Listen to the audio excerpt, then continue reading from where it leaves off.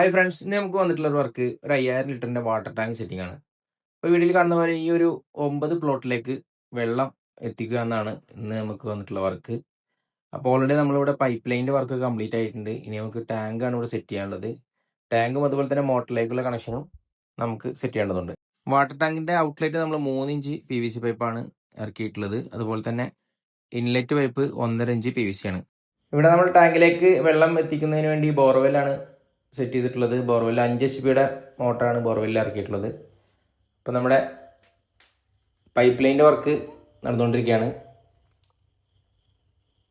ഏകദേശം ഒരു 20 അടിയുള്ളത് കൊണ്ടാണ് നമ്മൾ സ്കഫോൾഡിങ് സെറ്റ് ചെയ്തിട്ടാണ് നമ്മൾ ടാങ്ക് സെറ്റ് ചെയ്യുന്നത്. അപ്പോൾ നമ്മുടെ പൈപ്പ് ലൈൻ വർക്ക് ഏകദേശം കംപ്ലീറ്റ് ആയിട്ടുണ്ട്.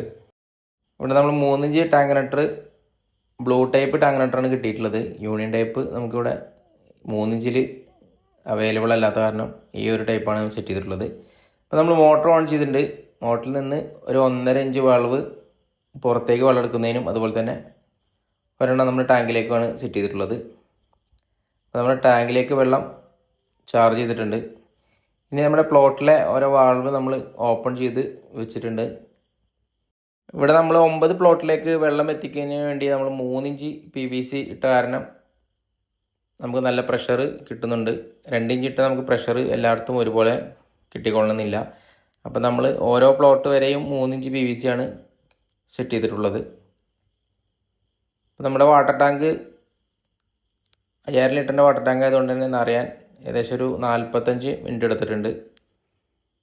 അപ്പം നമ്മളിവിടെ ചെയ്യാനുള്ളൊരു കാരണം എല്ലാ പ്ലോട്ടിലേക്കും വീട് പണിക്ക് ആവശ്യമായ വെള്ളം കിട്ടുന്നതിന് വേണ്ടിയിട്ടാണ് നമ്മളിങ്ങനെ ചെയ്തിട്ടുള്ളത്. അപ്പോൾ നമ്മുടെ ടാങ്ക് ഫില്ലായിട്ടുണ്ട്.